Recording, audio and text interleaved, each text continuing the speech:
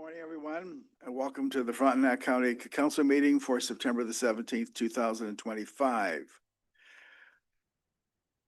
We begin. Yeah, I'm just gonna read this though. No, don't do this. So, sorry?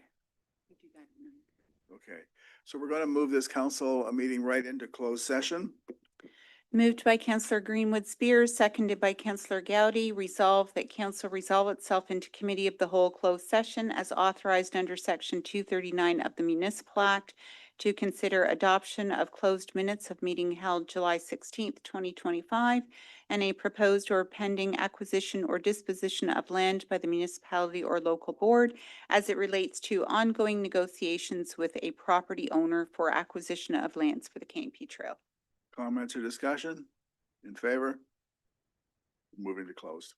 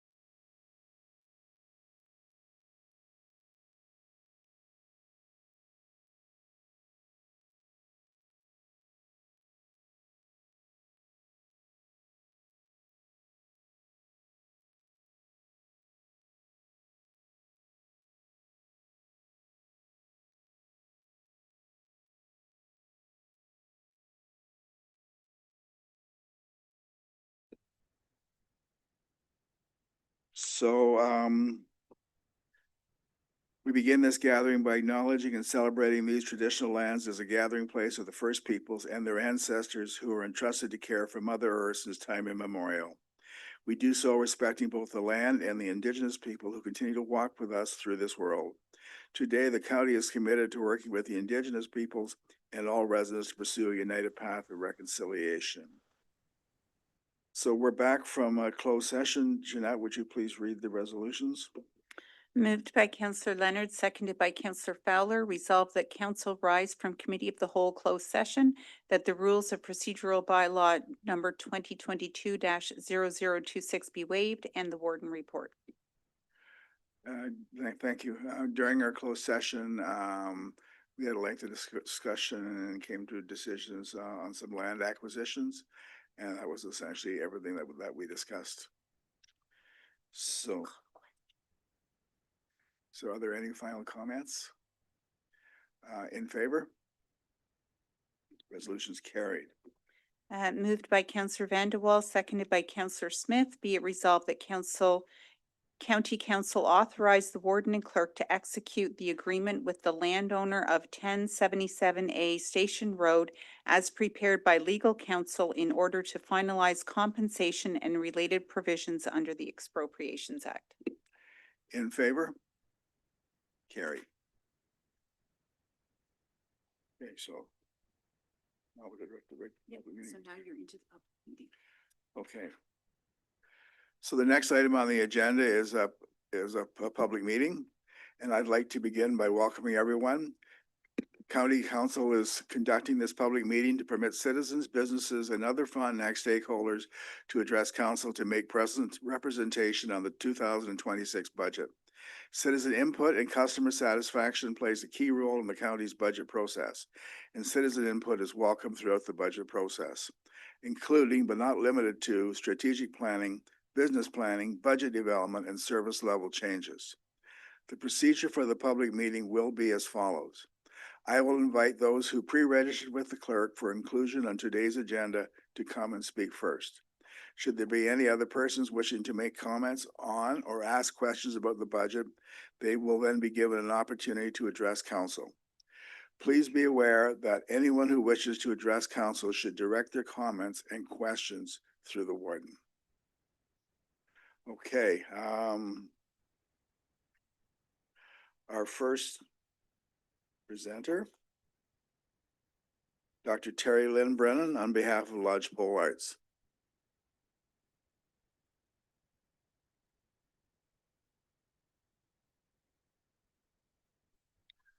Welcome, Doctor.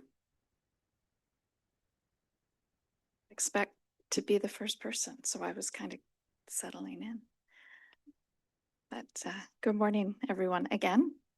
Segos Gonagoa Sewo Guego, Watwanumaradon, Terry Lynn Brennan Youngets, Gunyaga Hagas, Gure, British Nandudan, Goweno Gwaski, Gowena De, Gunyagari, Oshwigan, and Jitteron. So hello, good morning, everyone. Good to see you on this beautiful September morning. I live on Wolf Island, and I am here representing Lodgepole Arts Alliance. As per my opening, I both welcomed you to this land if some of your ancestors are not originally from this area, and identified that my family comes from Six Nations of the Grand River, where my lineage is Mohawk, Tuscarora, and British. Very proud of all of those. And thank you. So I am here on behalf, again, of Lodgepole and presenting a partnership that I would like to engage in with the County of Frontenac Council. And it is of great excitement that we live on Wolf Island and we operate throughout the County of Frontenac, and that we are envisioning creating an Indigenous arts studio complex here in this region. We are a national organization, and that has come about from hearing over 180 Indigenous voices locally, or at least across Ontario, that are in need of some form of their own space for co-creation, co-presentation, and studio work. And the Indigenous arts that it will house range from crafting arts and weaving and visual to dance and performance opportunities, as well as cooking, culinary. And we're very happy that there are many Indigenous chefs across this country that are world renowned and that we have connections to them. Last year, we hosted our first national event called The Art of Visiting, rooted out of the Hotel Wolf Island, who is our main partner in what we do.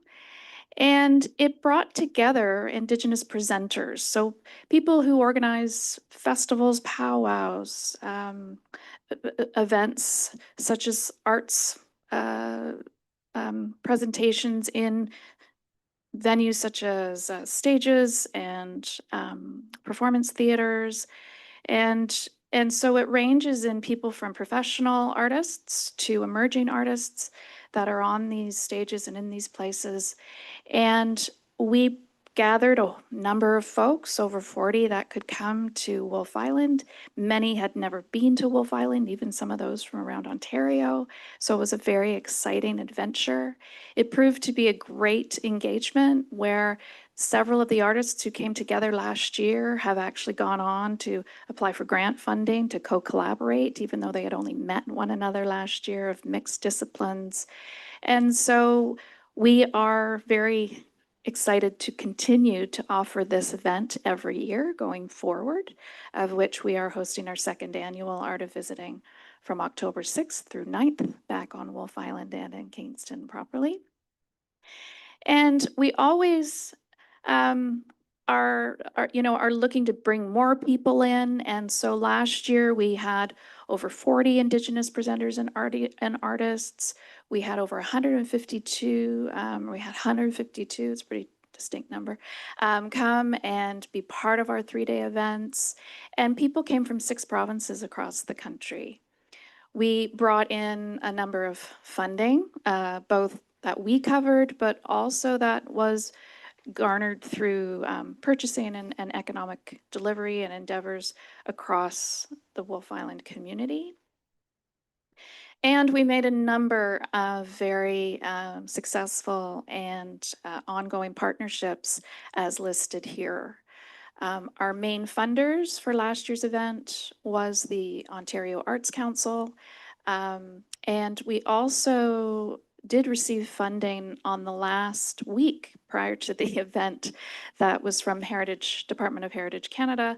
So they didn't make much of our collateral, but it was a great relationship that is ongoing for this coming year.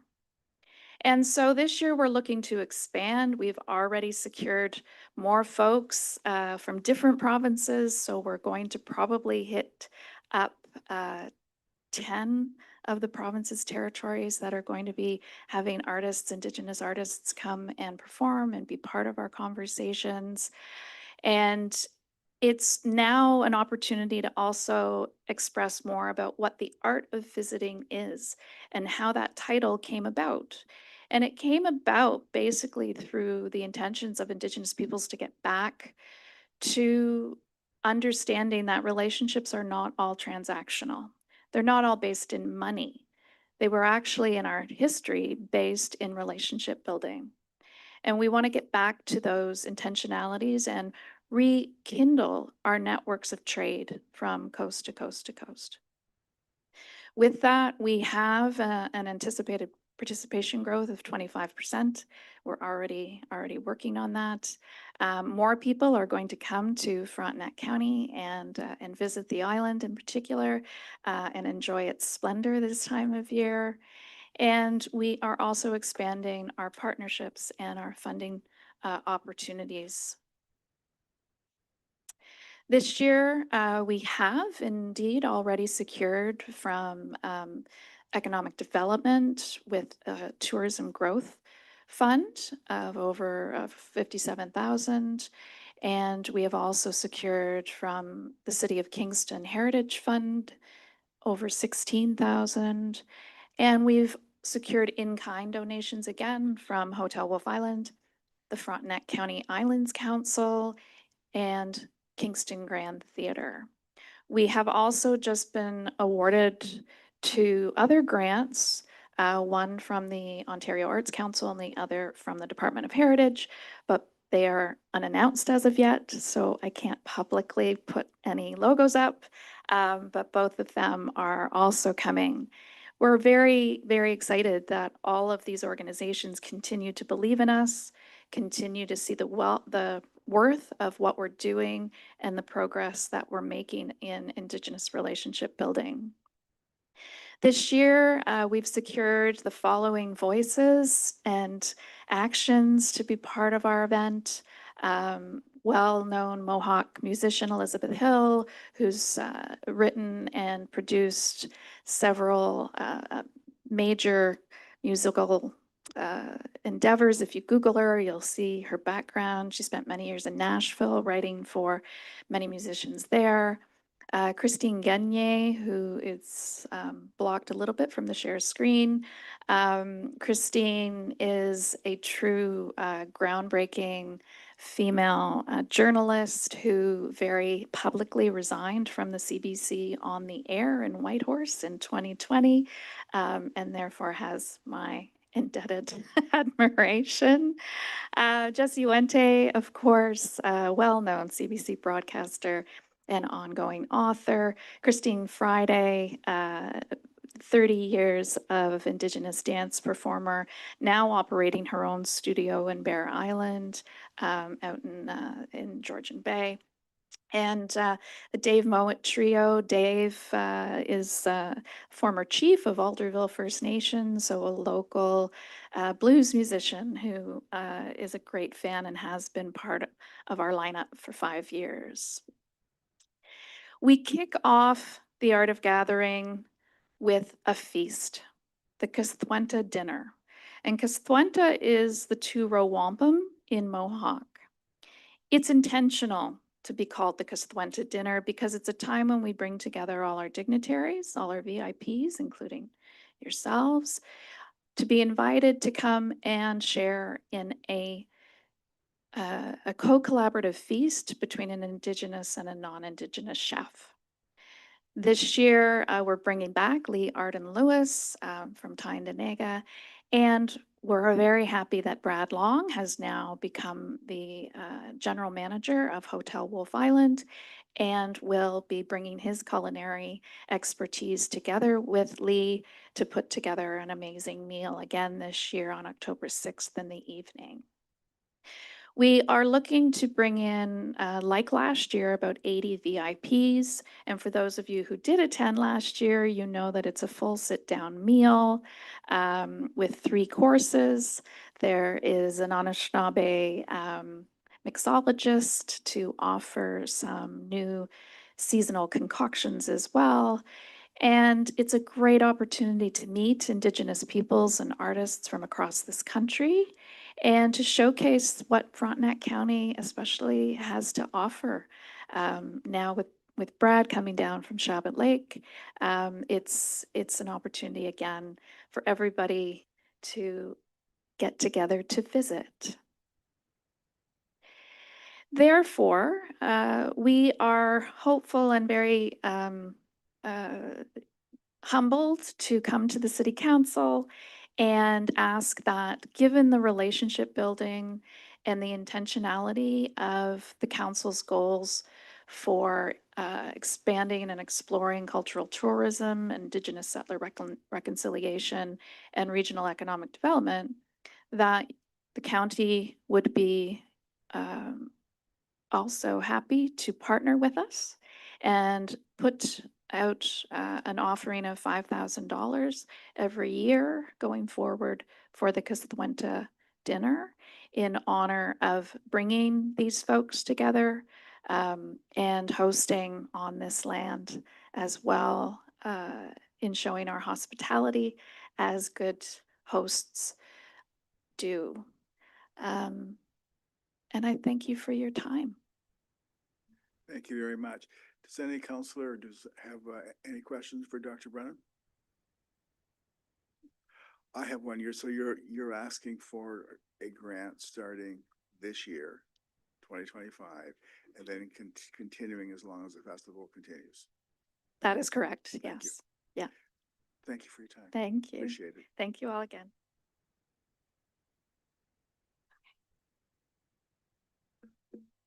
Our next presenter will be Ellen Mortfield on behalf of the Food Policy Council regarding an annual funding request.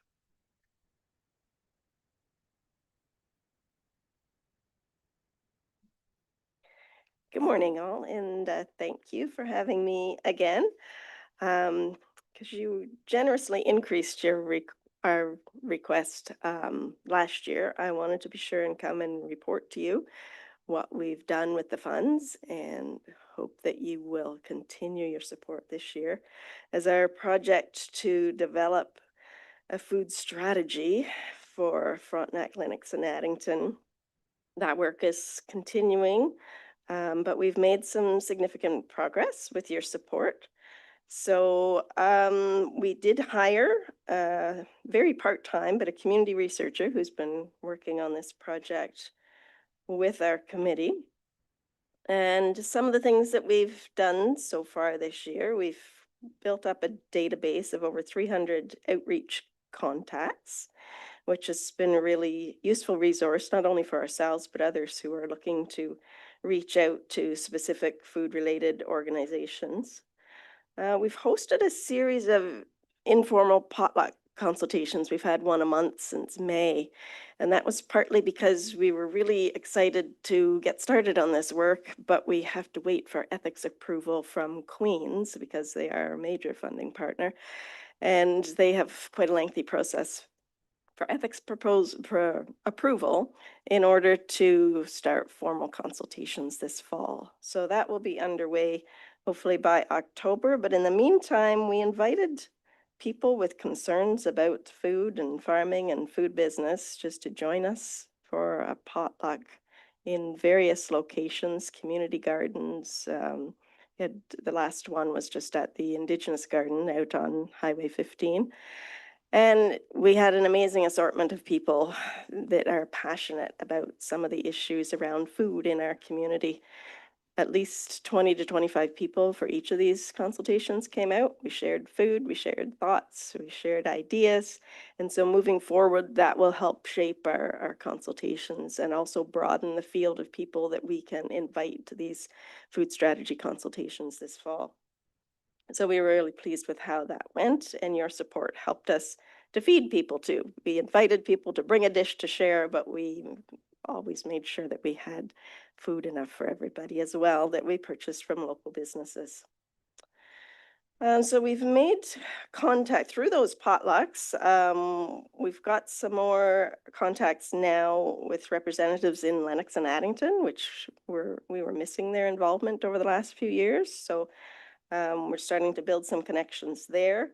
Even Leeds, Grenville, and Lanark, their food corps organization has reached out to us. We're having a joint meeting next month because they've done some wonderful work out there as well.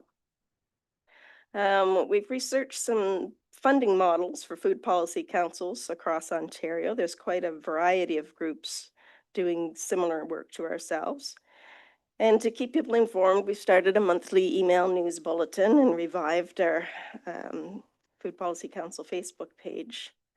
So this fall, we will start more targeted formal consultations with identified stakeholders in each of the food strategy pillars. And through those meetings, we'll try to identify specific goals and actions that will form the food strategy. So we'd like to further develop, make sure that we're reaching everybody throughout both counties and the city of Kingston, and make sure that we are covering the needs, the goals, the actions that we should have included in a food strategy that will better serve the whole region. And then the plan is to bring that to you next year for your approval and endorsement. And going forward, it'll be a really useful tool for everyone from farmers to food businesses to food access organizations to use that as a tool to apply for funding, to develop their own goals, and knowing that the community has put these ideas together and this is where the directions the community wants to go in. So all of these activities are geared to building a vibrant regional food system to ensure that we are resilient in the face of the trade issues and global supply challenges and so many other uncertainties in the world today. So this is vital work in the face of drought and a lot of other challenges that are affecting our local farmers and our local citizens. And we want to make sure that everyone has good food regardless of what's happening around the world. So we are requesting $2,500, the same amount that you gave us last year for this work. And these funds, again, will be used to help us put on these public events. It'll also be supporting the graphic design and web design for the finished food strategy. So I look forward to reporting back to you again next year, and thank you for your support. Thank you. Does any counselor have a question? Thank you. Okay, Appreciate your thanks very time. much. Take care. The next presentation, Rhonda Kimberly Young on behalf of the Central Frontenac Heritage Society regarding the Railway Park Improvement Project, Caboose and a Mural. Welcome. Thank you very much. Again, thank you for entertaining our presentation today. There should be some slides, I believe. Thank you. Great.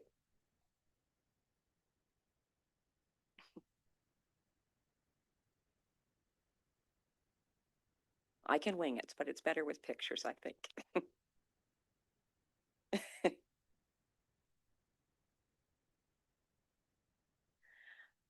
So for those of you who may not have visited the Railway Park in Sharbot Lake, there's a tiny little picture of one of our prized gems.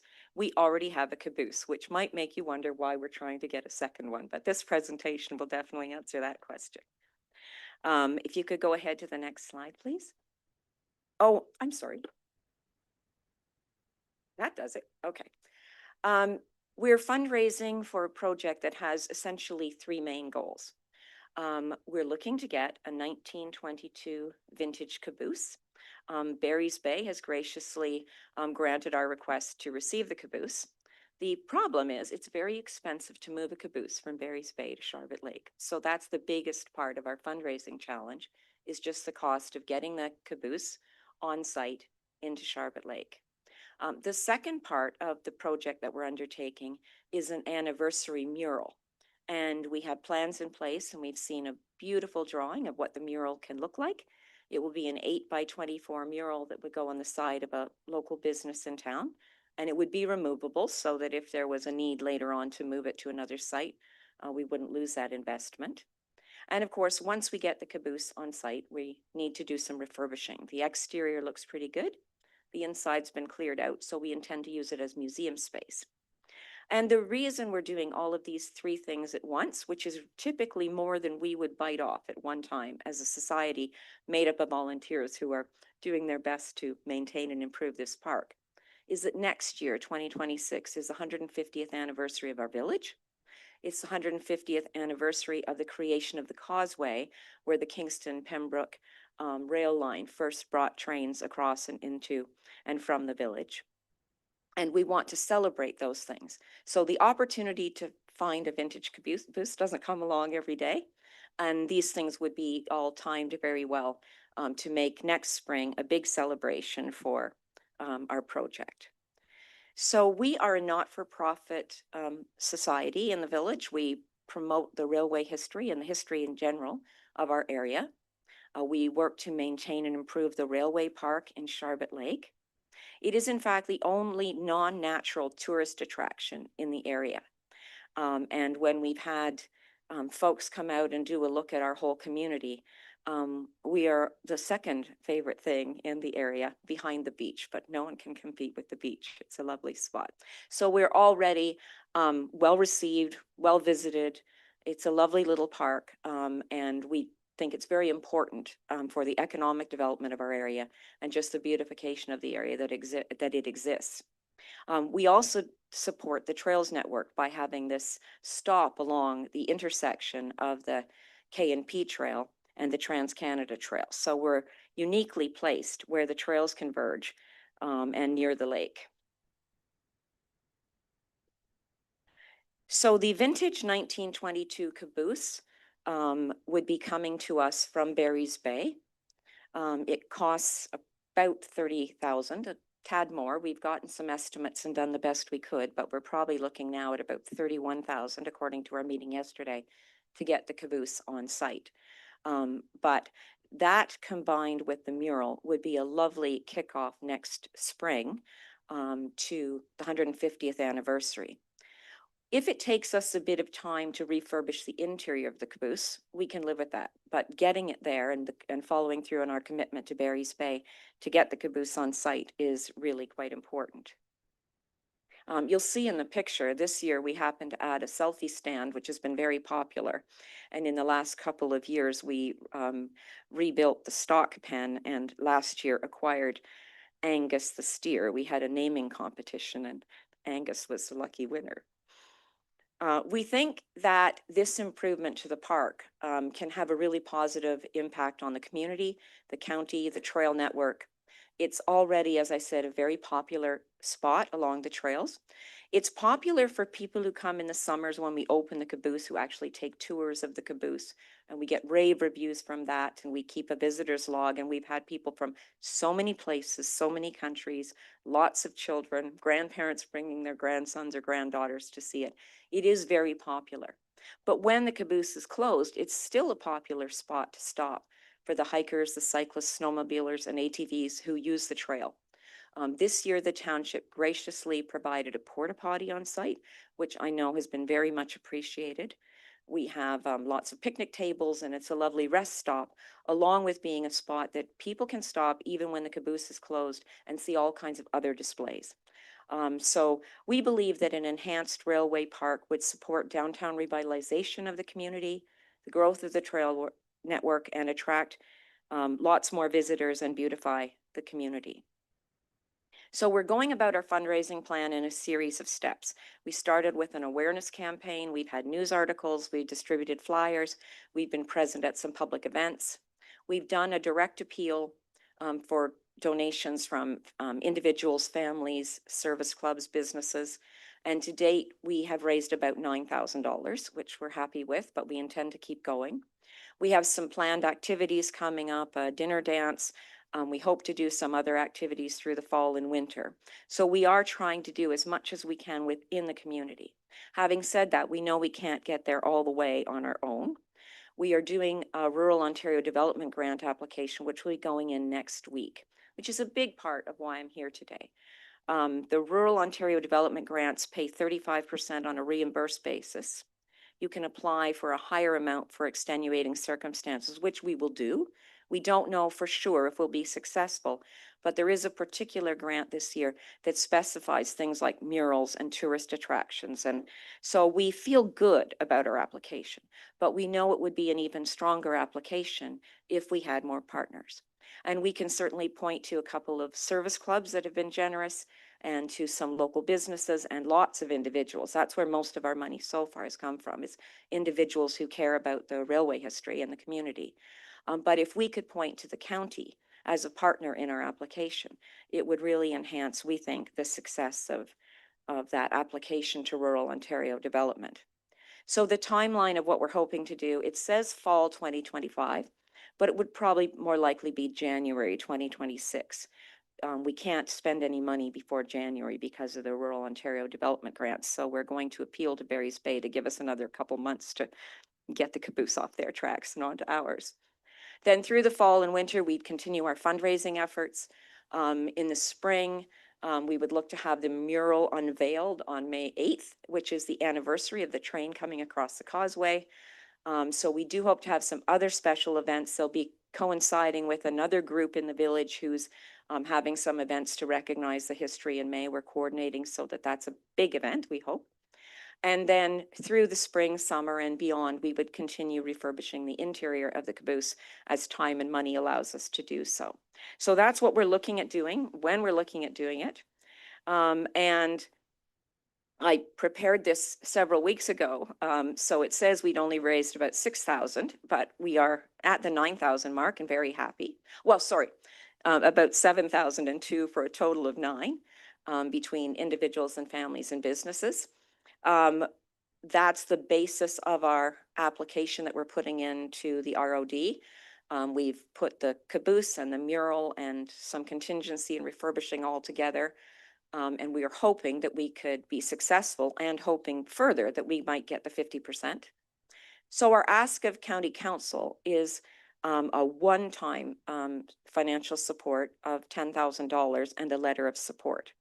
It would be absolutely just a one payment, which could happen this year or in 2026, but any financial commitment that could be given to us from council would really help with our application. So whether we receive the funding immediately or in increments, you know, it would really be beneficial if we could indicate in our grant application that we have the support of the county.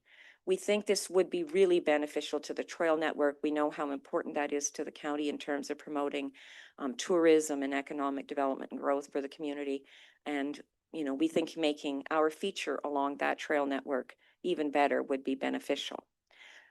If that amount of funding is impossible, some amount of funding along with that commitment that there's support there to go into our application, it would be very, very helpful.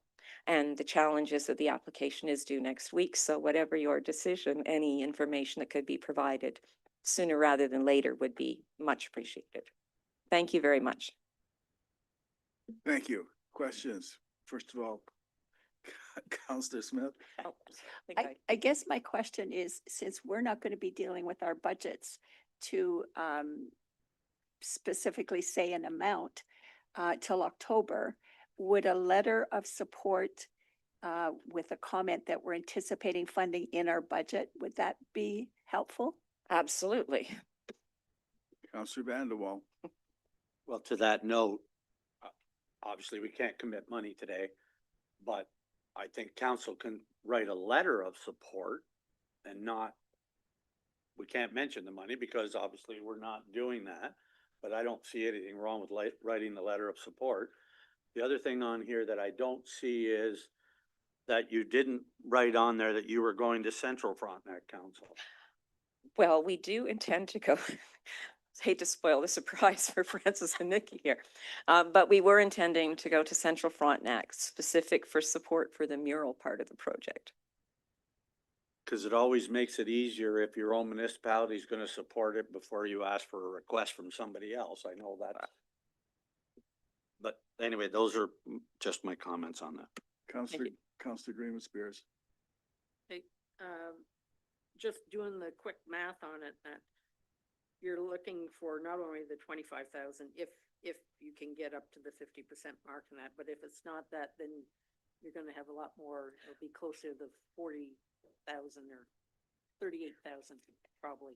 It will, and I think the challenge for us will be if that means that we have to defer some of the work in refurbishing the caboose over a longer period of time, that's what we would do. Getting the caboose here is the sort of must-do part of the project. Right. But when you're talking about the ROD grant and that, have you spoken with the person that is assigned to help you develop that ask?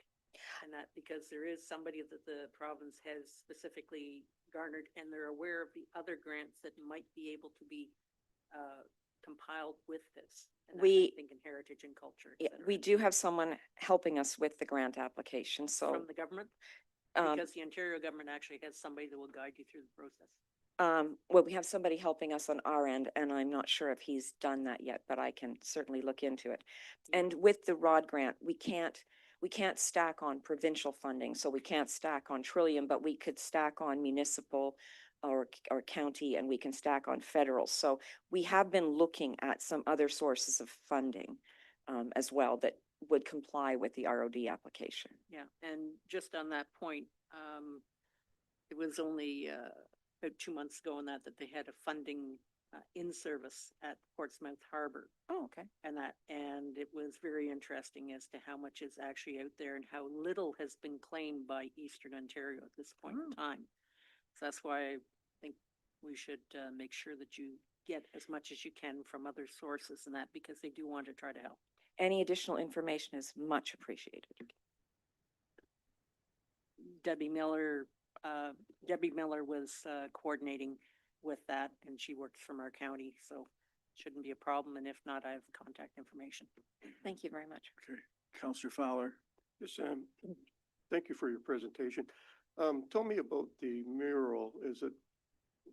How is that going to happen? So we have a local artist, Donna LaRock, who's done some of the other murals that you've seen around town. She's done the sketch for us of what the mural will look like, and it will depict the first train coming across the causeway 150 years ago. And we've got some, archival photographs and other things that are making it as accurate as possible. Yeah, it just so happens. Captures a lovely sunset as well. I know Donna. Yeah. Yeah, so you got a good artist there. Thank you. Thank you.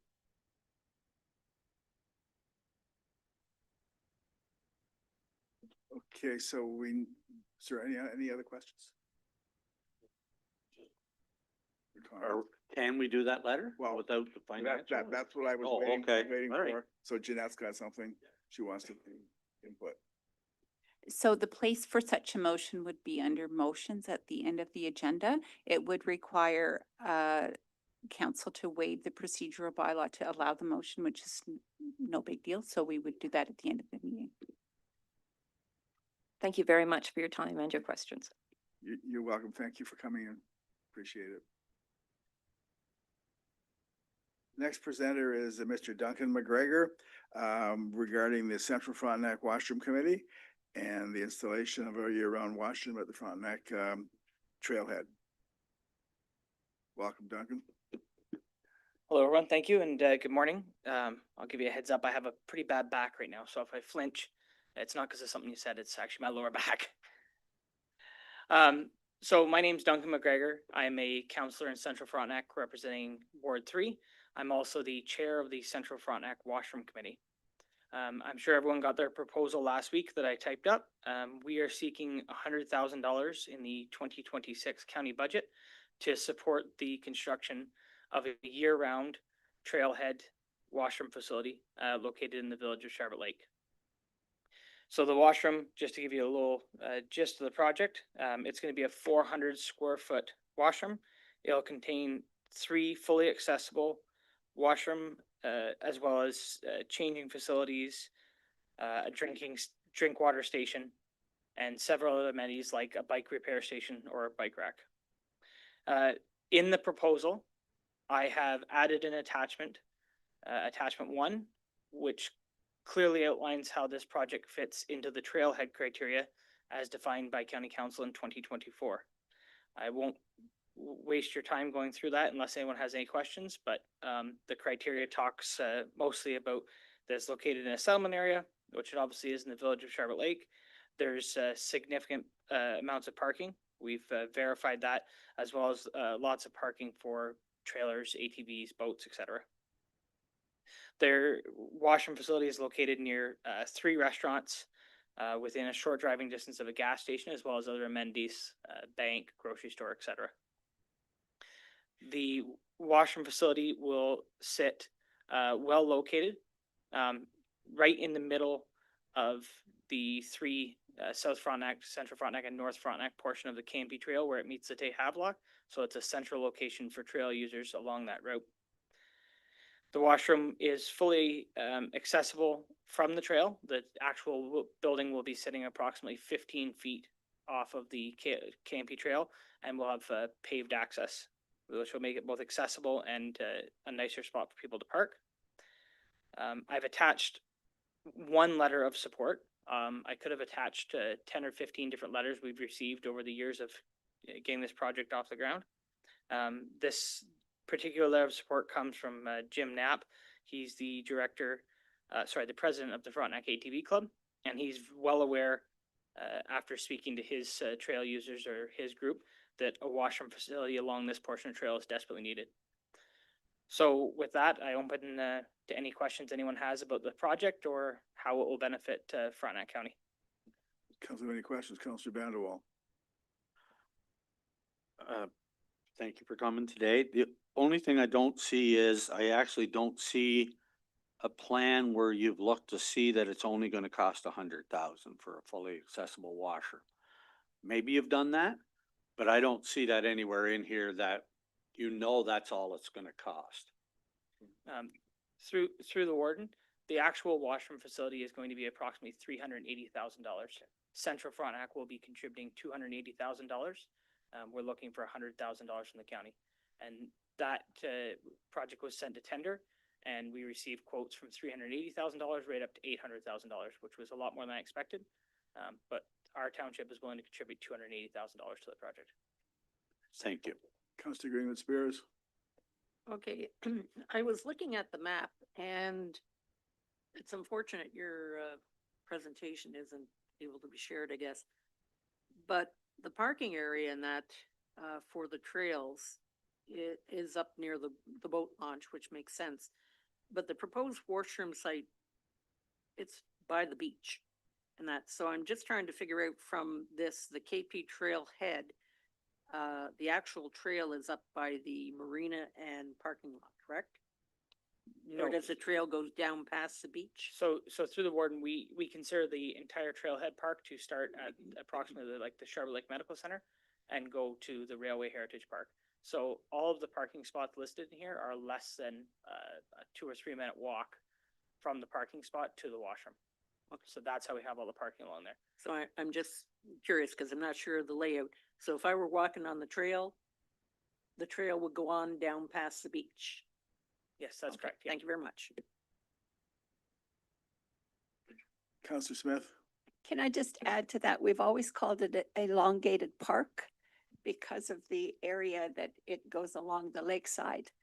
And there is lots of parking there, but it's not a big vacant parking lot because there's no place to put that in the village. Councillor Vanderwall. Just on that note, though, I know this is coming at budget, but we do have a fund somewhere reserved, do we not, for this sort of a thing, Mr. Fair? So through the warden, I think we can receive this but we internally at staff level can look at options to bring back to council for funding this. Well, I'm gonna step in here because I was pretty sure that this came before us and for the $100,000 request, and we had all kinds of issues like how do we distribute this? And there was a fund so that every municipality had up to $100,000 to help build a trailhead washroom or whatever we were going to do. So there should be money there somewhere. Oh, it should. So it's been mentioned in the Trails Master Plan, if I have that right, Richard, but it's never been officially budgeted for. So it's been contemplated, it's never been officially budgeted for. But I just want to note that South Frontenac got their 100.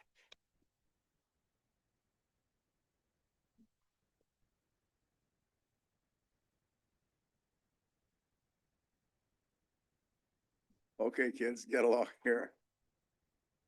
Be clear, that's not our parking lot. That property all belongs to the county. Okay, But I think we bought it out of the $100,000.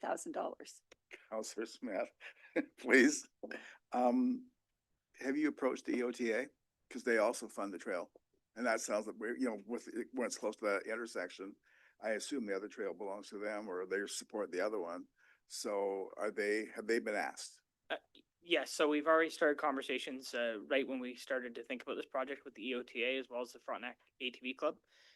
Both of those have committed to some sort of funding. So the Frontenac ATV Club has agreed to contribute $5,000, and we're going to be going to the EOTA to help cover some of the operational expenses year to year.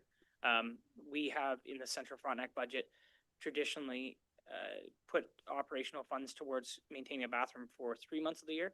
But because of the extra additional 8 months, we're going to be going to the EOTA to ask for a contribution for operational funds. Okay, thank you. Any other questions, comments? Councillor Gowdy. Thank you, Warden. I just want to say thank you to the group in Sharpet Lake that has put such dedication to a project that enhances not just Sharpet Lake, but the whole county. All right, anybody else? Final, going once, going twice? We're gone. Thank you very much, Duncan. Thank you very Appreciate much. I coming in. appreciate it. Have a good day. Look after that back, eh? We have a meeting. Okay.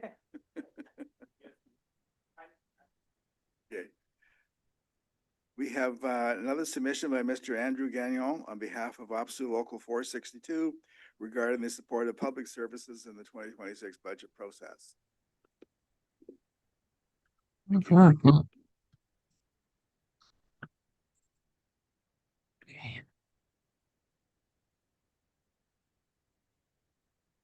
So I'm Andrew Gagnon. I'm a resident of Aerosmith. Well, I am the president of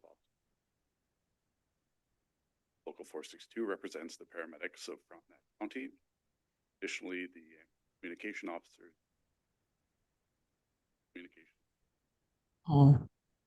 So you and I are responsible for the same people. Citizens, me as a paramedic, you as the elected representative. Additionally, we are responsible for the workers through different roles. We each have our unique responsibilities, and I would like to think that overall, we have goals that align well with each other.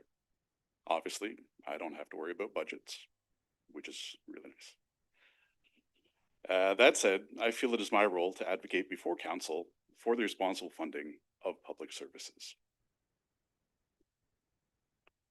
What I believe in as responsible fiscal management is a model that respects the will and needs of the taxpayer with adequate training, protection, and compensation for the people employed in those roles. I'll focus only on my area of familiarity for this presentation, which is Frontenac Paramedics and the services of OPSU Local 462, as it is one of the core services the county does provide. I do, as a taxpayer, support modest budgetary increases for all public departments to attract and retain top quality talent while ensuring the well-being and skill of the workers is maintained or increased. I have no doubt that you will see several proposals before you this budget season from Chief Gowdy. When you are considering these, I want you to ask yourself, as an elected leader, what impact your decision will have on the patient. At the end of the day, Frontenac Paramedics' mandate is about the patient, and that additionally extends to our elected representatives to support public services. Training does not just mean the creation of a job or a simple expenditure on a balance sheet in a budget. It is an enhancement of the service we provide through furtherance of our education. Resources aren't just ambulances and paramedics. It is the level of care that each of you wishes to provide to your community. It is the level of care that we get to provide to each citizen who calls. Mental health costs are not just a fluffy expenditure about feeling good. It can be the difference between living and dying for the paramedics I represent. It is the difference between being well and injured in the most invisible way. Factually, all the published surveys of taxpayers in the Frontenac say the same. Modest budgetary increases are supported for the enhancement of emergency services. The strategic plan of the County of Frontenac aligns with this as well. Enhancement is a key word. As a service and as a delivery model set by councils past and present, we have maintained, or at times in distant history, cut services provided. Frontenac County maintains an adequate response to the taxpayers in their time of crisis. But with rising call volumes, I would debate that the service to the citizen has been enhanced. As you've heard numerous times in this room, paramedics have the goal of being on scene to a CTAS 1 in 8 minutes, 70% of the time. CTAS 2 in 10 minutes, 75% of the time. And CTAS 3 in 60 minutes, 75% of the time. As a decision-making body for all of the constituents of the Frontenacs, you must pose the question to yourself, is it okay for 25% of taxpayers to not have paramedics at their side for a CTAS 3 in at least 60 minutes, 1 hour? 30% not having a paramedic response for resuscitation in 8 minutes? 8 minutes is an important time. As time goes on, the odds of us being able to successfully resuscitate someone decrease dramatically.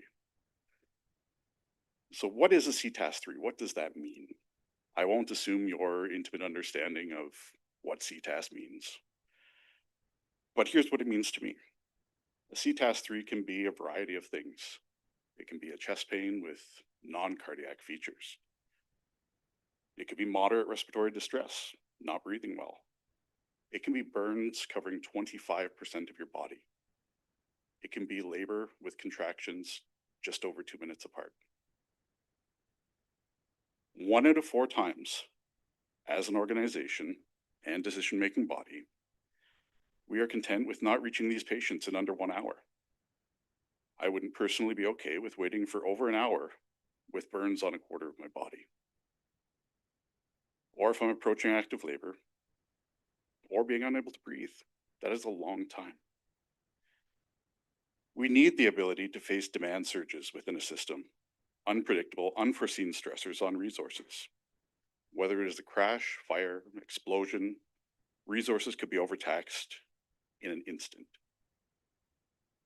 It can also be as simple as 10 people in all of the county of Frontenac and the city of Kingston calling 911 at the same time, which is far more common. When we face surges, our ability to respond is severely compromised. The goals go out the window because that is the 25%. That is the time. That time is the minority, but it is not the exception. The surge must be accounted for adequately. The people I represent of OPSEU Local 462 want to provide the citizens of the Frontenacs and Kingston with the highest level of care they can. That is our job, and the will to do that job can only go so far as the resources and training allow.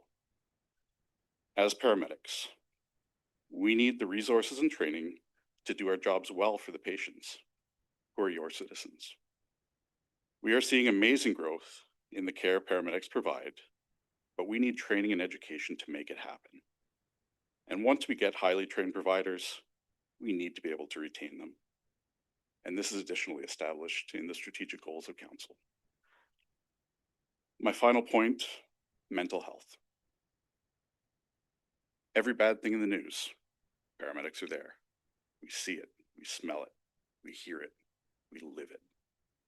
To do well, we need to be well. Every time that patient who's a quarter burned waits for more than an hour, we face a barrier as soon as we show up. We are facing the patient on their worst day, their families, their friends, their loved ones. Embracing all of that bad that you just have to read about in the paper, we were there and we lived it. The numbers are abundantly clear. Close to half of paramedics screen positive for 1 or more mental disorders. That is about double the rate of the population as a whole. Proportionally, that's like 4 counselors around the horseshoe dealing with that significant and invisible burden. Over 40% of my peers will think about killing themselves. That equates to more than 3 counselors around this horseshoe. 1 out of 10 will attempt it during their lifetime.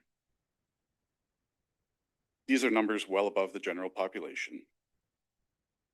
That is looking at one of our lovely pictures of our 10 new hires, fresh smiling faces, and realizing that one of them will try and end their life, unless something changes. The meaning is clear. Our job hurts us. A recent survey showed that nearly half of those within Frontenac paramedics are experiencing burnout, sleep troubles, cognitive and somatic symptoms of stress. Over half report work demands which interfere with the amount of time and energy they have left for social interactions. This is strongly related to workplace burnout. The work demands are not just physical, and the risk incurred by my members and your employees is significant every single day. All of those numbers are far too high and absolutely should worry any leader. They are scary, but they are not without possible correction. You can help my members survive when budget asks present to you, not only through this budget process, but those in the future as well. Please remember us. Give us the ability to be well and serve well. To sum up previous, when you see the budget items before you, focus on the meaning to the patient sitting waiting for us to show up. What does it mean to your constituents, your family members, your loved ones who might need us on their worst day? What does it mean to the people who serve? Respect the 25% who are the surge and plan for it. You have the support of the public to enhance public services, and it is the mandate of council. When our services are enhanced, our suffering is limited. Thank you all for your time. Thank you for that. Does anybody on council have a question? Councilor Greenwood Spears. Thank you for the presentation. And just when you were starting that, and you were talking about all of the Frontenac townships and that, and you know well the challenges on the Frontenac Islands, in particular Wolf, and that has a delay that will never be addressed as long as there's not a paramedic service on that island. That's been the decision of this council, unfortunately.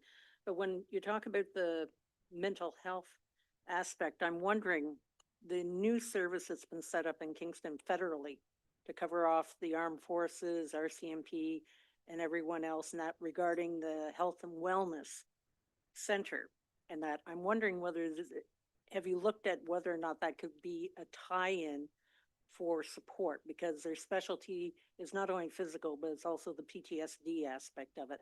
And has your union looked at that? as a I'm not resource? familiar with that. Okay. Story 3 There's report. the- I'm yeah. not familiar with the project. per Maybe se. that's something we should be looking at, because you're right, you know, when you're talking about mental health services and that for our paramedics, and we're looking towards $1 million mark in that support, and I don't believe that even includes all the WSIB. We should be looking at expanding and making sure that the best services, and there's concentration of them now set up in Kingston. Maybe we should be able to make a contract or something to help the people, because I know on Wolf Island in particular, in that the people that are on site for over an hour are usually my volunteer firefighters. They're not people that chose to become paramedics and had the additional training, et cetera, and that, but they're there. And that whether it's an accident scene, heart attack, stroke, whatever, and they can be there for an hour and a half before there's any relief for them. So it's been very, very stressful for them, and I know we've had extra counseling brought in for them for what's gone on. So I do appreciate the deleterious aspect of stress, and as a registered nurse for 41 years, I've been in lots of situations that have been very stressful. So I think that we need to look at the best use of any funds and an enhancement, because just redoing what we've been doing already hasn't been enough Thank you based for, on your stats. thank you, Councilor. Councilor Fowler. Yes, I just want to thank you very much for your presentation. My son is a paramedic in another jurisdiction, and I really appreciate all that you do. Thank you very much. Thank you. Anyone else?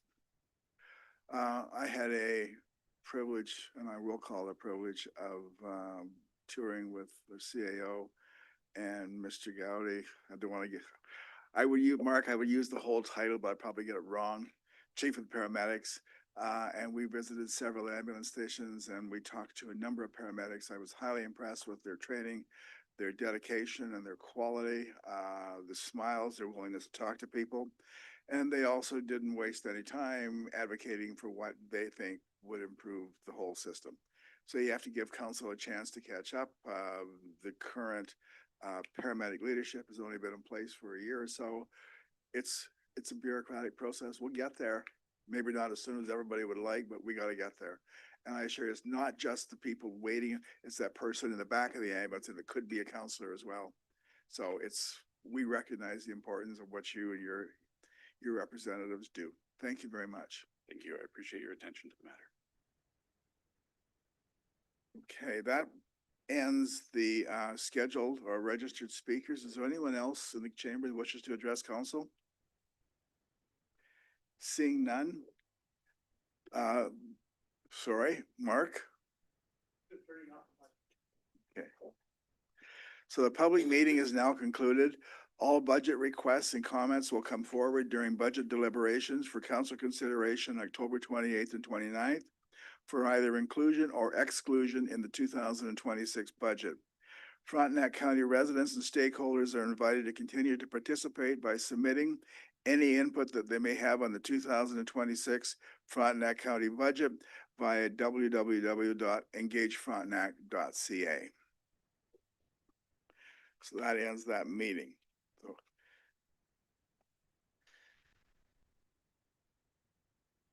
approval of the addendum?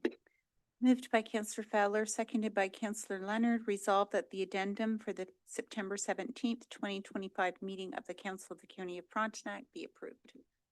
Comments? In favor? Carried. Is there any disclosure of pecuniary interest in general nature thereof? Seeing none. Adoption of the minutes, July 16th, 2025. Moved by Counselor Smith, seconded by Counselor Greenwood Spears, resolved that the minutes of the regular council meeting held July 16th, 2025 be adopted. Comments? In favor? Carried. We have no delegations or presentations. Proclamations. Through you, your worship, I will just read the final resolve clause. And so that's moved by Counselor Gowdy, seconded by Counselor Greenwood Spears. Therefore, be it resolved that the Council of the County of Frontenac hereby proclaims the month of October 2025 to be Canadian Library Month, and October 19th to 25th, 2025 be proclaimed Ontario Public Library Week in the County of Frontenac, and encourages every person to use the public library this week and throughout the year. Comments? In favor? Carried. So we now move into the committee of the whole, and since our deputy warden, who usually chairs that portion of the meeting, is no longer with us, I stay in the chair. Excuse me. He's not with us today. I will probably have a tough time living that down when Bill returns. So that's moved by Counselor Gowdy and seconded by Counselor Leonard that council adjourn and meet as committee of the whole council with the warden in the chair. In favor? Carried. Okay. Mr. Kevin Farrell, CAO, will provide council with his monthly briefing.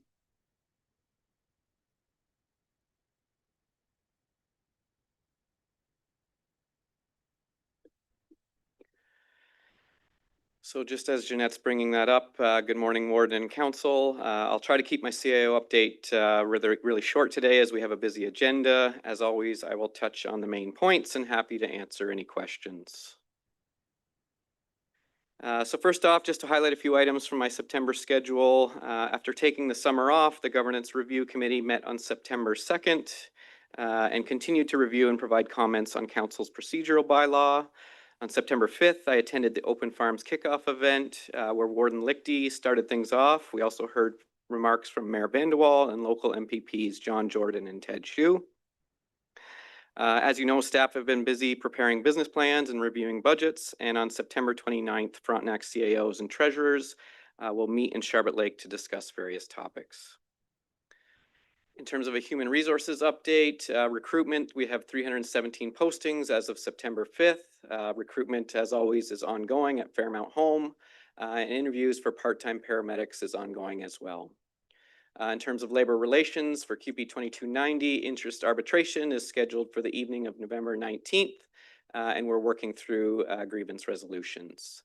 OPSU 462, our paramedic union, bargaining has commenced. July 22nd, 23rd, 24th, September 8th and 12th, and the next date is scheduled for October 6th. As well, there's ongoing grievances resolution that we're working through. As you know, QP 109, our Marine Services Unit, an agreement was ratified. In terms of miscellaneous for human resources, they're working on their business plan and reviewing policies to update them on equity, diversity, inclusion. And we're looking at unconscious bias training for our leadership staff. On August 31st, Fairmount hosted a well-attended car show for residents and their families. Thank you to members of the Kingston Mustang Club, family members and staff who participated with their vehicles, and the weather turned out great for that event. Just a few updates from Frontenac paramedics. Warden Lichty and I, as we heard, recently had the privilege of joining Chief Gowdy on a tour of some of our paramedic facilities and speak with frontline staff. While we were out, we also met Yana, an exchange student from Switzerland who was hosted by Frontenac paramedics. For anyone following along on social media, Jana was in good hands with our amazing staff and spoke highly of her experience with us. Finally, a big congratulations to paramedic Jessica, who received an impressive 3 save pins. These are awarded to paramedics who treat a patient for cardiac arrest, who go on to recover enough to be discharged from the hospital. Measurable digital engagements for in July and August were up 10% from the same period in 2024. Social media posts highlighting paramedic save and stork pins continue to be popular, and for good reason, as you just heard. The top performing social media post this summer was a message thanking county staff who are working away from their families over Labor Day, and a post about Yana, the paramedic exchange visitor, that was amplified by our colleagues at her emergency medical service in Winterthur, Switzerland.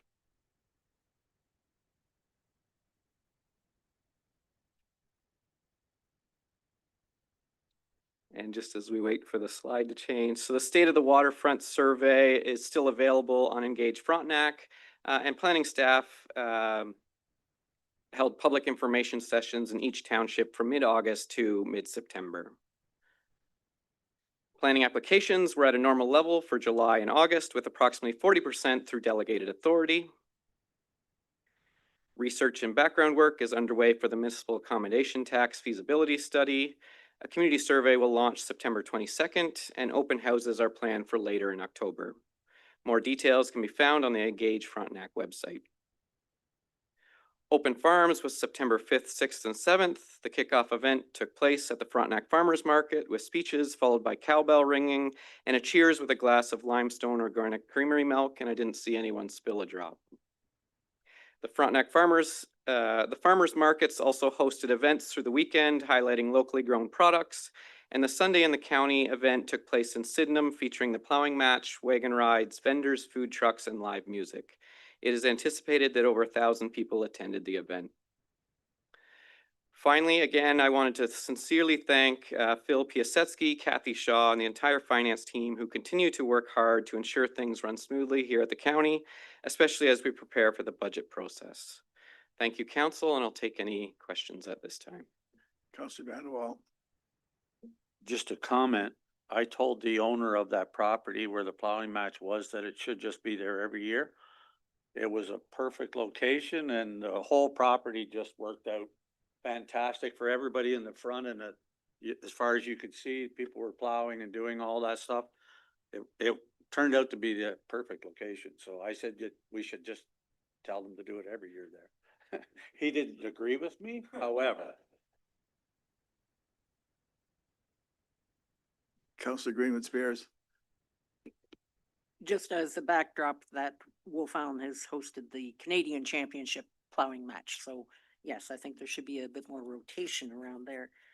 But when you're talking about the open houses, I know you said check the website, but I hadn't seen the time. I can see the location on the same day of October 29th, Frontenac Islands and South Frontenac for for the municipal accommodation tax feasibility. So are we looking at a morning for Frontenac Islands and afternoon for South, or what's? I'll look to Richard to clarify that timing. So yes, we were when we added these slides to the deck, we were still finalizing times, but the Frontenac Islands is expected to take place midday on the 29th, and South Frontenac will take place in the evening on the 29th. It'll be first thing in the morning on the 30th at 9 o'clock in North Frontenac, and it'll be in the evening in Central Frontenac. Okay, and just to follow up on that, since obviously there's a lot of short-term rentals on both Howe as well as Wolf, is there any possibility of actually having it presented in both locations and that Because I am talking dozens and dozens. Yeah, so we have a session that's geared towards short-term rentals that's virtual, and that's going to take place in November on the 13th in the evening. And that's simply because many of the operators of short-term rentals don't necessarily live at their location of rental or even in the municipality where their rental takes place.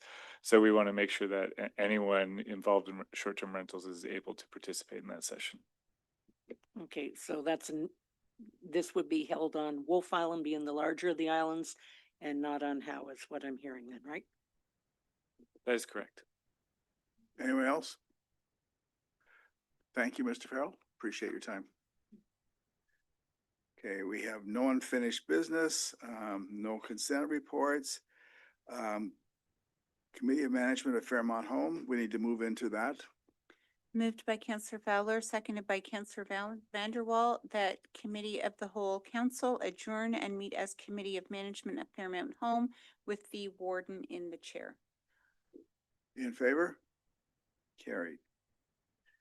Okay, we're now meeting as the Committee of Management of Fairmont Home. Consultant briefing, Mr. Martin Berger, President, Groundwork Engineering.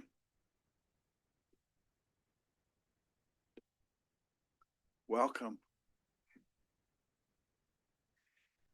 Good morning, Warden and Council. One of my colleagues is just handing out a summary of what I'll be going through today, and it's really about discussing our feasibility report and study that we did on behalf of the staff for replacement of the existing wastewater treatment facility here that services both Fairmont Home and the county headquarters building. Some of you may or may not be aware, but there's a silver box out here. And all the sewage goes into that silver box, gets turned around, and eventually gets put out into that dispersal bed, which is the nice green grass that you see outside the windows.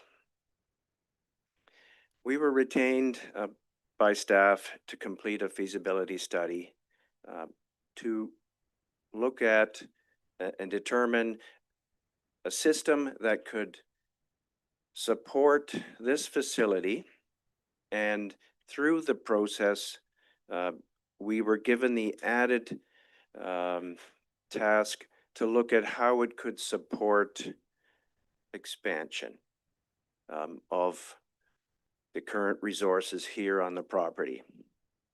And so we did this really looking at capital costs and future planning in mind. We put out an RFP to 6 different treatment system suppliers that we have had experience working with over the years. Of those, 5 responded back to the RFP. And these treatment system suppliers are well known across the province. They're well supported by their staff, both with equipment and operations. And they're also in use in similar facilities across the province. They are systems that are well known by the Ministry of Environment and have received approvals throughout the province. And we have been involved in some of those approvals of these particular plants. The detailed review that we did looked at overall footprint of the system, looked at the treatment methodologies because they aren't all the same type of treatment methodology. The advantages and disadvantages of those, how it would affect the county, both in the short term and in the long term. The capital cost we reviewed upfront, the installation cost, and the operating cost over a 25-year lifespan. We sent out follow-up questions once the initial review came in and we reviewed those proposals. And in that follow-up, we requested consideration be given for expansion. We then went through a scoring process, and we reviewed that process with the staff before we did our scoring to ensure that the scoring system was fair and equitable and looked really at the key components that we thought were important for the county. And the majority of the score, 70%, was based on the technical submission, and a 30% of the score was based purely on the financial. And we reviewed the technical submission first before we reviewed the score, the financial submission. And I've provided in your handout just the breakdown of the technical portion. So the qualifications and experiences of the supplier, how they presented their solution as far as treatment of optimization and flexibility, the quality of the proposed submission, ease of operating. Again, this facility needs to have an operator. And you currently do have a contracted out an operator that's managing your facility.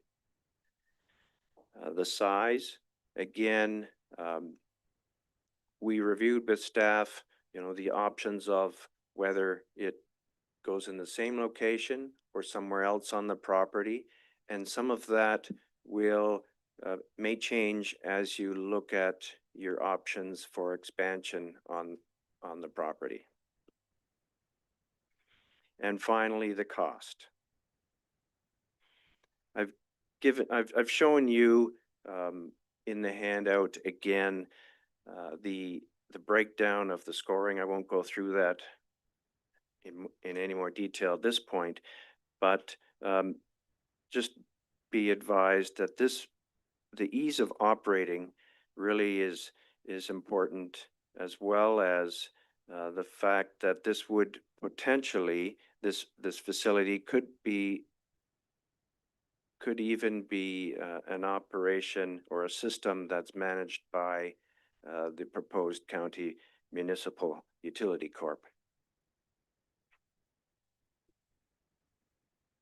When we reviewed all the applications, you'll see in the summary that we've finalized a score.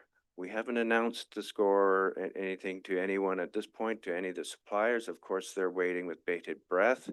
But we realize that there's many steps to this process, and some of that is based on how the county moves forward with the proposed development and how that affects the selection, and that affects to some degree the selection of the treatment system of where it's located. We have reviewed all these applications and ultimately have come up with a supplier that we think would provide the best flexibility in that the system can be brought to site fairly quickly, can be implemented using some of the existing facility, such as it could use the existing leaching bed in the interim with some minor repairs that we think are minor to the existing leaching bed. And then it could be upgraded to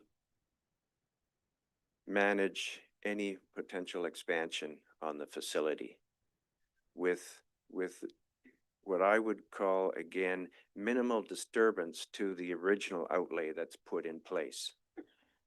Other systems, as they get expanded, need major component expansion at the same time. So your base plant would be a certain size. If you expand, then we would need to double, in essence, double the size of that plant. or could up to, depending on how large the facility increases are on the property. Okay. I now I'm open to any questions. I know we submitted a fairly sizable document as well, and staff took some time to review it, and we had a meeting after the initial review with staff. Okay. Counselor Greenwood Spears. Thank you for the presentation. A couple things jumped out at me. Number one, any of these 5 companies, are any of them American? Good question. So, some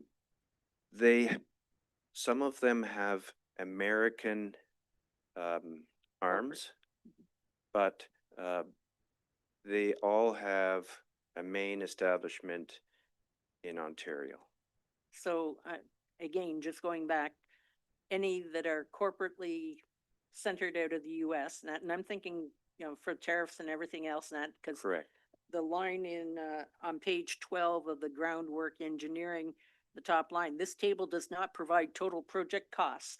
And the devil's Right. always in the details, and that Yes. time of flux. So I'd like to know exactly if any of these companies are truly American based. In other words, components may well come across the border. Right. That could, I would say yes, there could be components from any of these suppliers that may come across the border. So Bergman North America, Yes. okay, Bergman North America has they have their headquarters, their North American headquarters is in Ontario. They're actually European and come from Germany.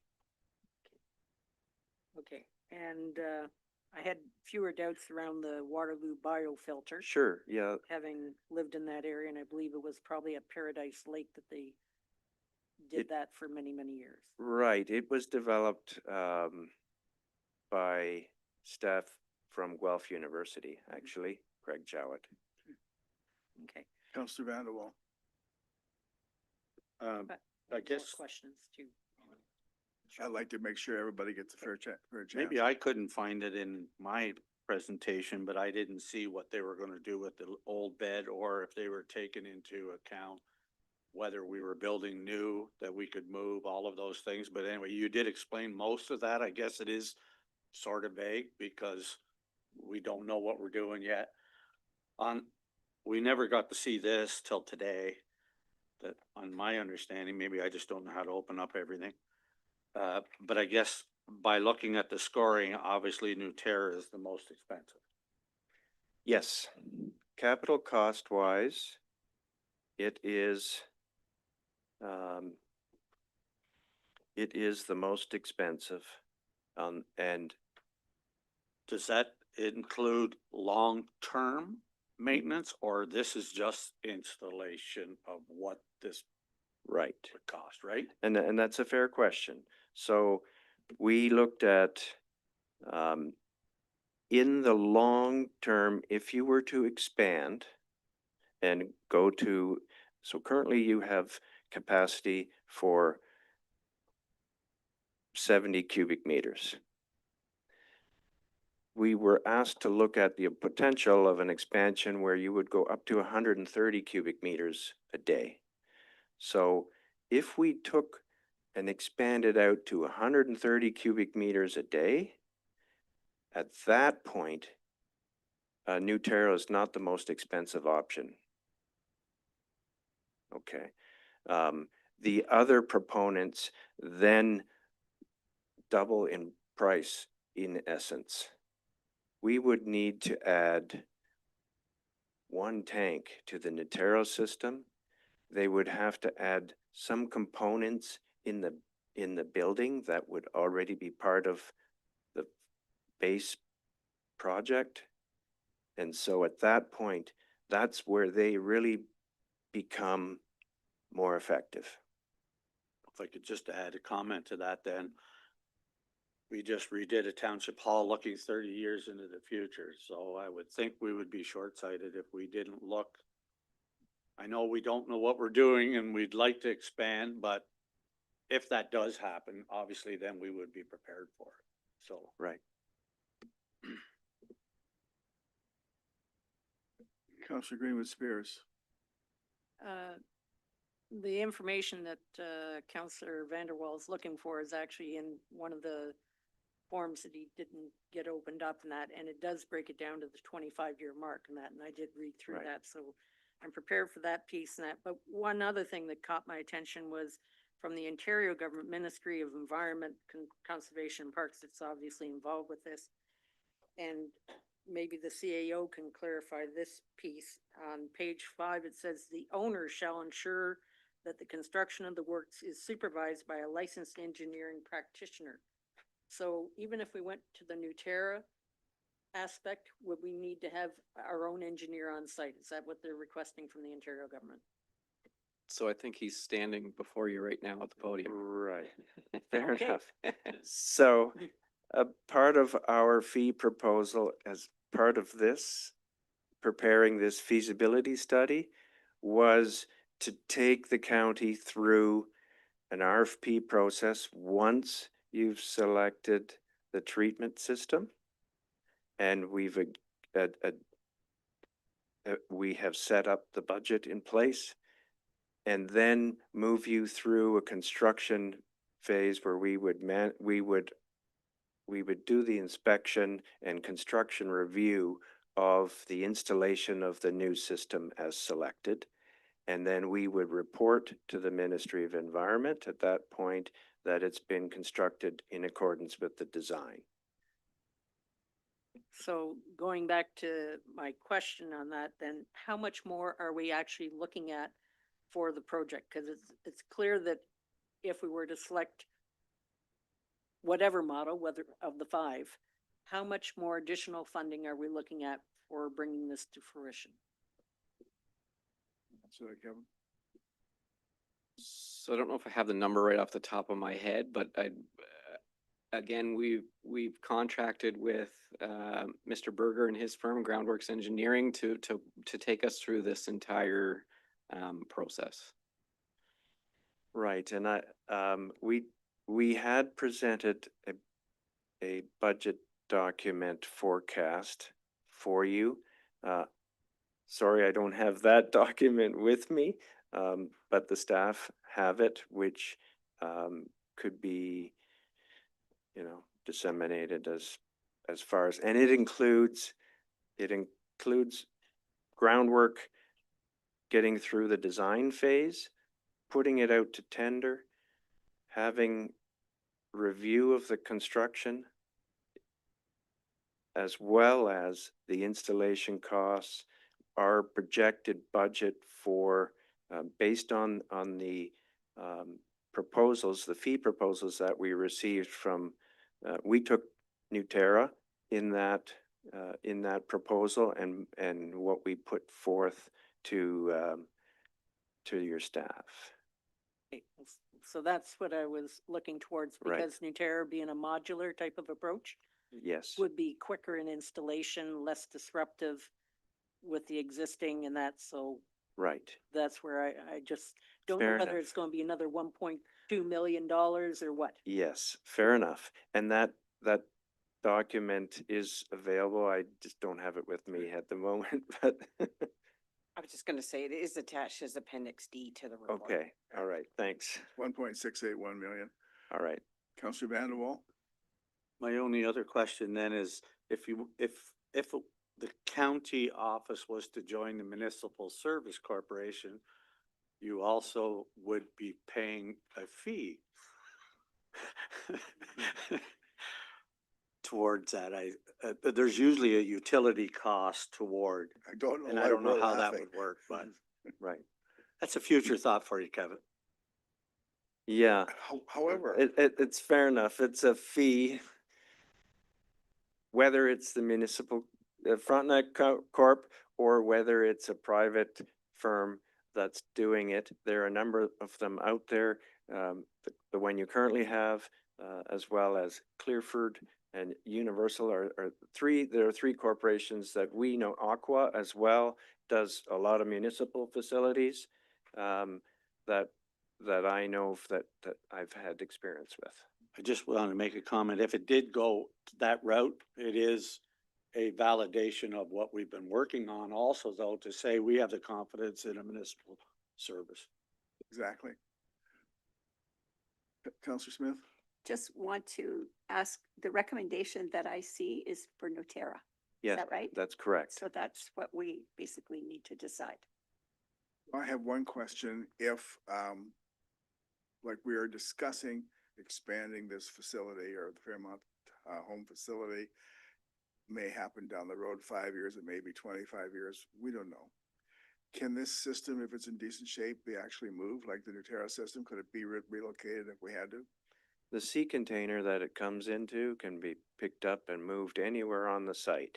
Again, that's when we looked at how flexible the system is to your needs, because it initially, I came to the project with some preconceived notions, and first meeting with your staff was, we were looking at all these other options.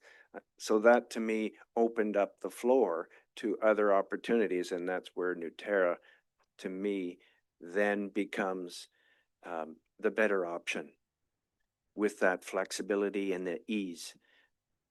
If it's decided, if we determine the best place for the system to operate now, given the current situation, it might be right here again. But then we have 2 tanks in the ground. If you want to move the plant somewhere else, we can put a pump chamber, and all the sewage that's coming to this point just gets moved to wherever the plant then gets moved on the site. Or from the building to the system? Right. All right, any final questions? Thank you very much. You're welcome. Okay, so.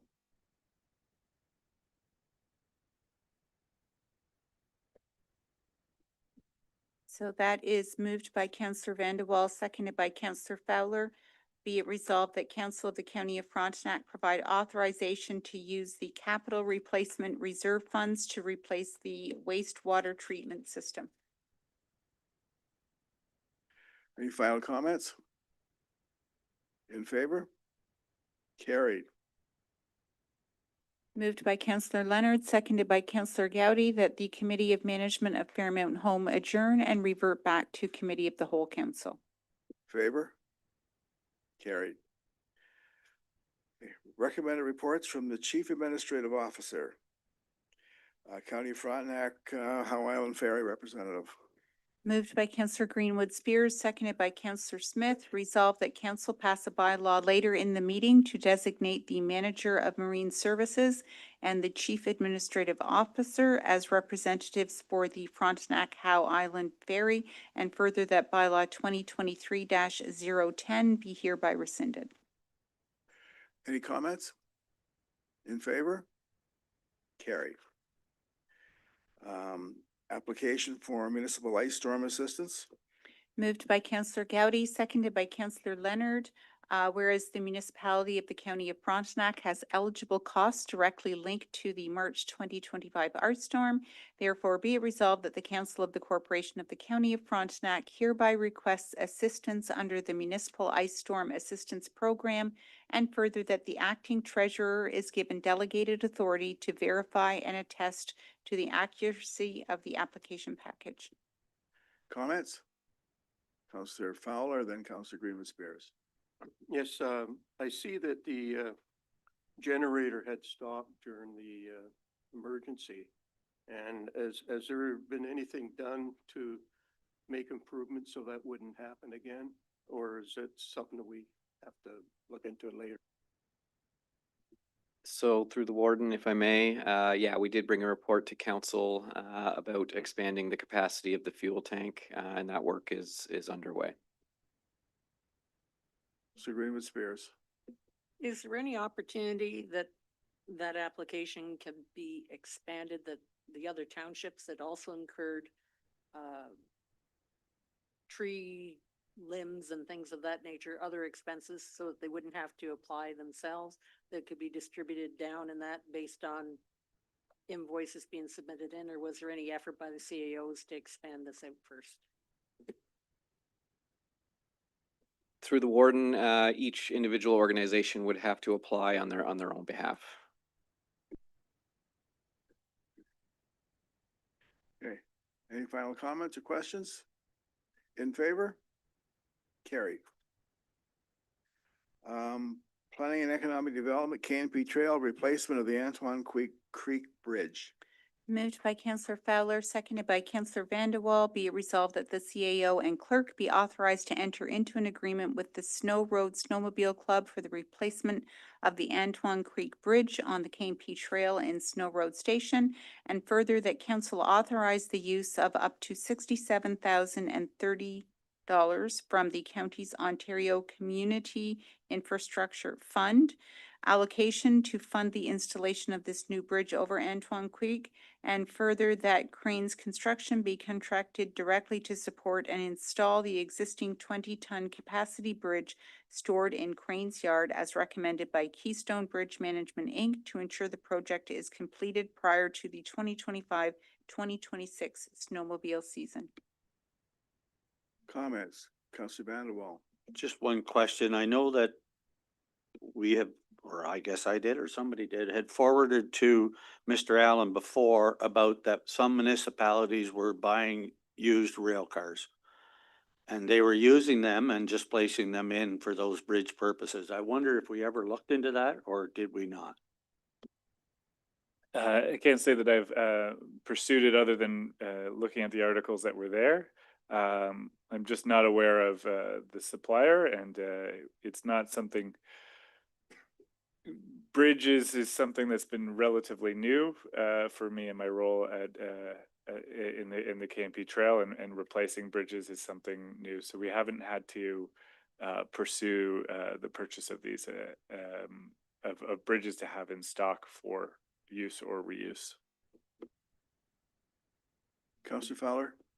Yes, do we have a timeline when this could happen? Will it be done in time for this snowmobile season? Richard? Yes, the intention is to move it as quickly as possible and have the bridge in place before the end of October. Okay. Counselor Greenwood Spears. Okay, it is noted that there was some minor damage on the eye girder and that for this bridge, so basically it's been set aside by the company. And that, did we get a bargain price on it? And did we also have an engineer inspect it, that we aren't looking down the road with rust? Because it's certainly more than what's required for a snowmobile trail. Is certainly, the county's, with the exception of the Elbow Creek Bridge, the county has always pursued a 20-ton bridge for maintenance and construction purposes. The in the case though of trying to be efficient with dollars, we've gotten quotes for 10 or 12-ton bridges for snowmobile use.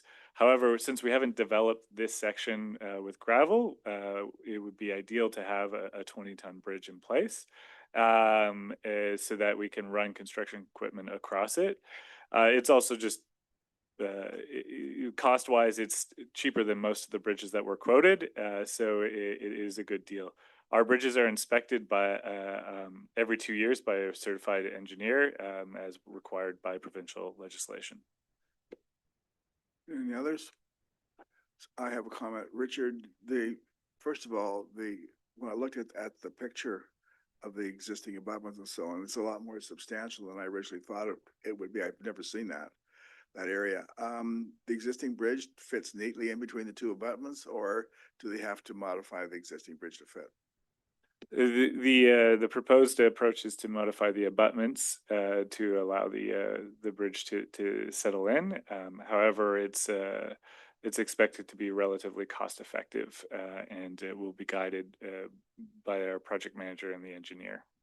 So once it's put in place, it'll have an stamped engineered approval associated with it. Thank you. Anyone else? Okay. Yes. In favor of the resolution? Carried. Item D, KNP Trail, Phase 6 Development, Snow Road Station to Wilbur, and the Rural Ontario Development Program application.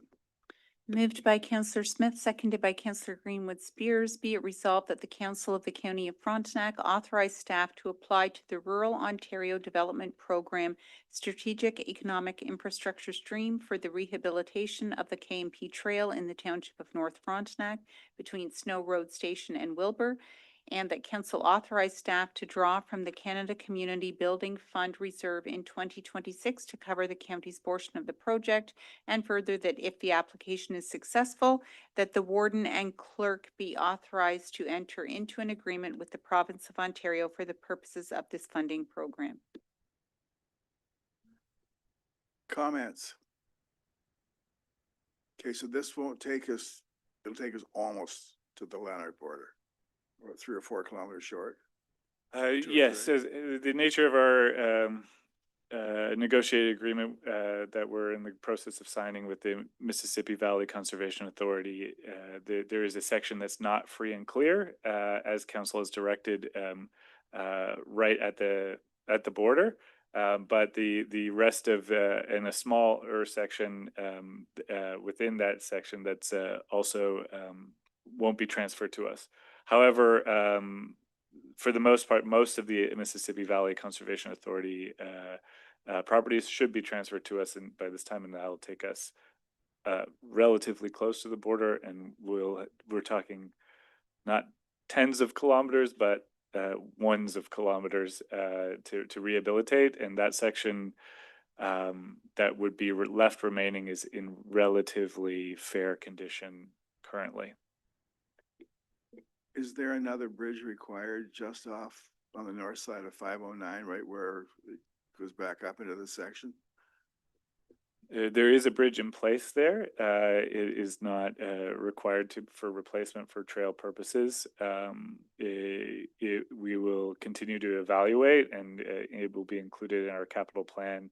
At some point, it will reach the end of its useful life, but it's not there yet. Anyone else? In favor of the resolution? Opposed? Carried. Sorry. Declaration of surplus lands for the purpose of transferring excess portions of the KNP Trail to 11628 Road 38. Moved by Counselor Leonard and seconded by Counselor Gowdy that staff be directed to negotiate the terms of a land sale with the adjacent landowner at 11628 Road 38 for part of the county-owned property located in Titchborne near Freem Street, legally described as Concession 1, Part Lots 18 to 20, Concession 2, Part Lots 16, 20, and 21 in the former township of Hitchenbrook, subject to the following conditions: that all costs associated with surveying, legal fees, and the preparation and registration of all necessary documents be borne entirely by the purchaser, that the surveyed boundary of the lot addition be established no closer than 10 meters from the center line of the traveled portion of the trail, with exact location to be confirmed through survey, that the purchaser ensures that the subject lands are rezoned to meet the proposed use with the Township of Central Frontenac prior to the completion of the sale, and the purchaser agrees to provide space for public art on the subject property, the details of which, including location, size, and form, shall be determined through a separate agreement.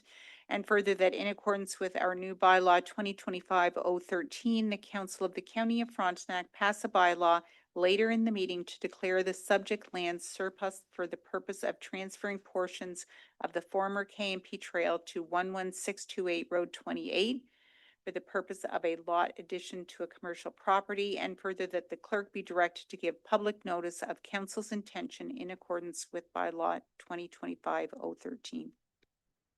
Comments? In favor of the resolution? Carried. Madam Clerk, there's just a clerical amendment there on the last resolution clause. It's Road 38, not 28. And we probably want to make sure we get that typo corrected. So noted. Fran, I know we passed it. Is this right adjacent to the building? The one side was ripped off? Okay. I was gonna look at it this morning and the next thing I know, I'm through Titchburn. Okay. Depends if you live there or not, Ron. Okay. Can we get along, please? Information reports from the CAO, Emergency and Transportation Services, Mental Health Resources, the Ministry of the Solicitor General application. Okay, and then the second one is second quarter financial summary and outlook.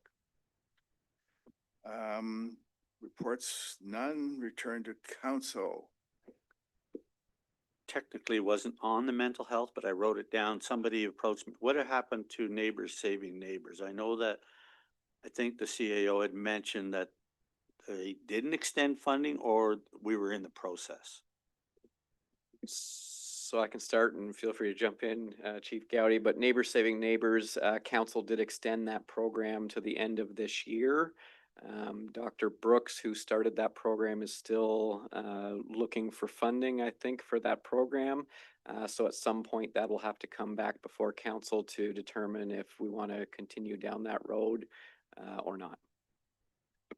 Judy? I had questions for the second quarter financial summary. Okay. Okay. One is the Howe Island ticket pass revenue is at this point light, about $52,000. Are you anticipating that there's going to be a additional bill sent towards Frontenac Island Guard?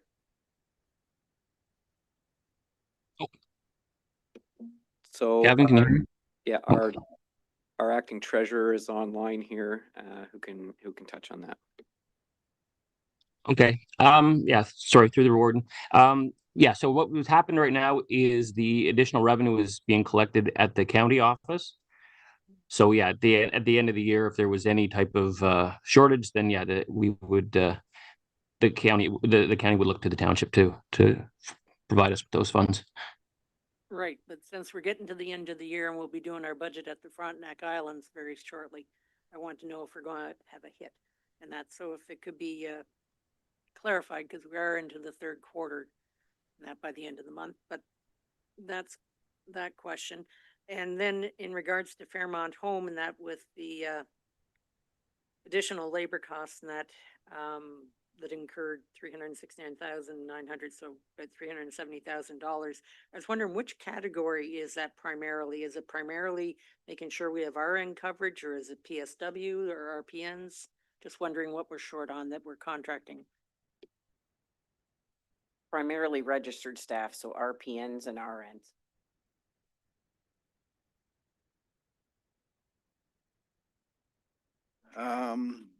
Return to council. Moved by Councillor Fowler, seconded by Councillor Vanderwall, that council revert from committee of the whole council to council. In favor? Carried. Adoption of the report of the committee of the whole council. Moved by Councillor Greenwood Spears, seconded by Councillor Smith, that the report of the committee of the whole council be adopted and that the necessary actions or bylaws be enacted. In favor? Carried. Sorry. We're going to add here the motion of support for the caboose. Okay. So Right. we need a member of council to waive the procedure. Okay, so we're down to motions, notice of which has been given, but given what happened during the presentations, we discussed writing a letter of support at this time for the enhancing the Railroad Museum in Charlotte Lake. So I'm going to give the floor to Jeanette for a second to make sure that we do this right.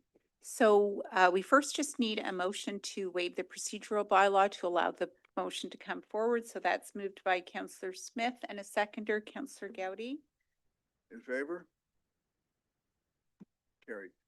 And then we just need the motion that the Council of the County of Frontenac offer its support for the Central Frontenac Caboose Project in bringing a vintage 1920-22 caboose to Sharbert Lake Railway Park. And I just need a mover and a seconder for that. Okay. Fran and Fred.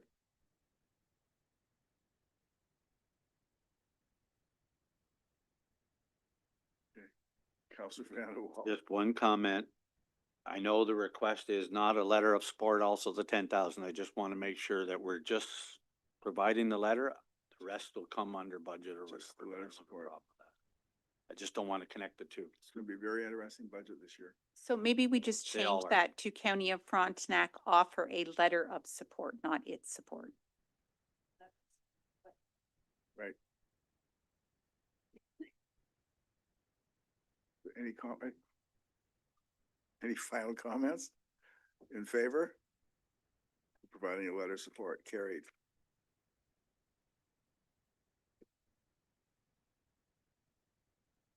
Okay, we're ready to go. Anyone wish to give notice of motion? Seeing none. Communication section, is there anything in there that anybody wants to bring forward? Seeing none. Other business, bylaws, general bylaws, confirmatory bylaws, first and second reading. Moved by Counselor Vanderwall, seconded by Counselor Gaudy, resolved that leave be given to the mover to introduce bylaws A through F that have been circulated to all members of County Council, and that bylaws A through F be read a first and second time. Final comments? In favor? Carried. Third Moved. reading. Moved by Counselor Vanderwall, seconded by Counselor Gaudy, resolved that bylaws A through C and E through F be read a third time, signed, sealed, and finally passed. Comments? In favor? Carried.